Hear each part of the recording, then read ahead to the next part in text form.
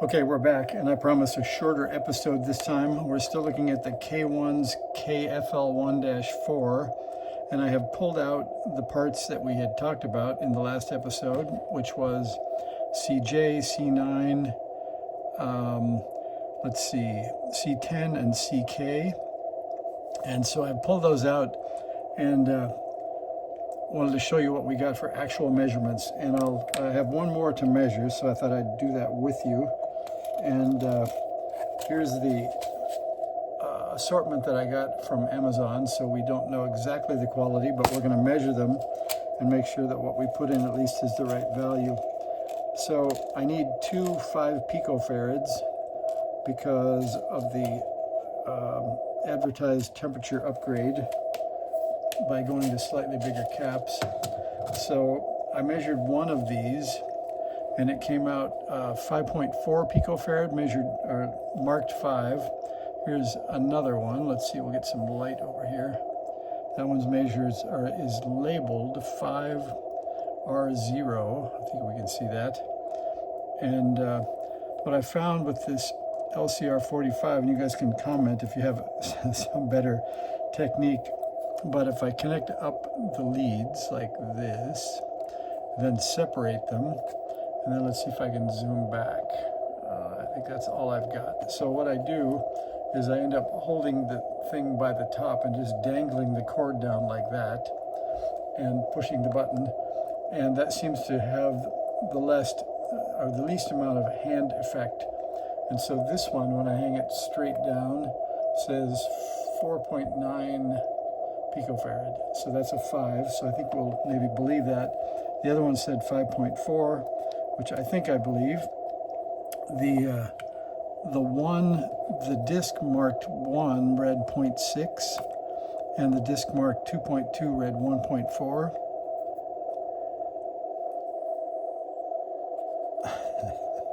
All right. I'm just going to measure it one more time before I write down the wrong value. I could look back in the video, but that would be cheating. All right, so hanging it up again, it says, yes, it's repeatable too, 4.9. So it's labeled 5, and we get 4.9.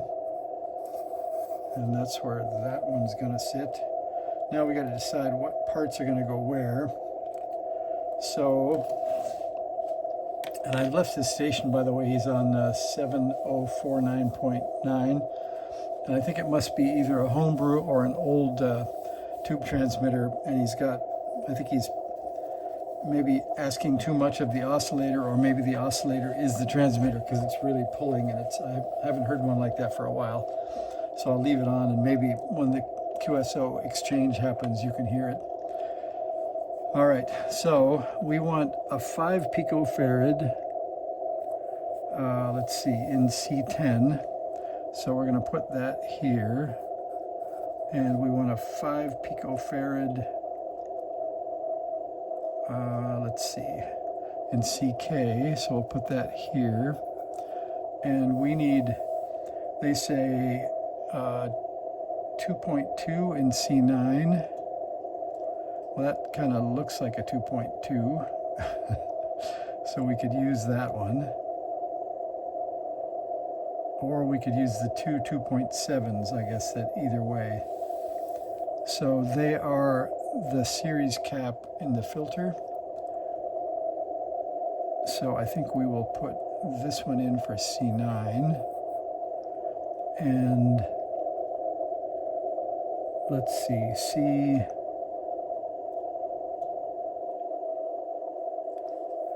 what is that one? Let's see.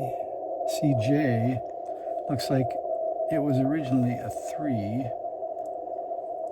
So we can put, we don't have any 3. I could parallel a couple, but I guess the closest we're going to get, they say 2.730 or 33. So we're going to make this one CJ.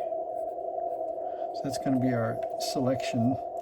And I think this guy gets removed from the pool. So I'll go ahead and put those in, and we should be able to come back and see the filter work again. And then I haven't found the reason for what I think I had an intermittent, but we'll see if there's any solder joints that need to be touched up along the way. So I'll go ahead and install these, and I'll be back with 4 new caps installed. And I promised you some chirping, so I thought I'd better put some chirping at the end of the video.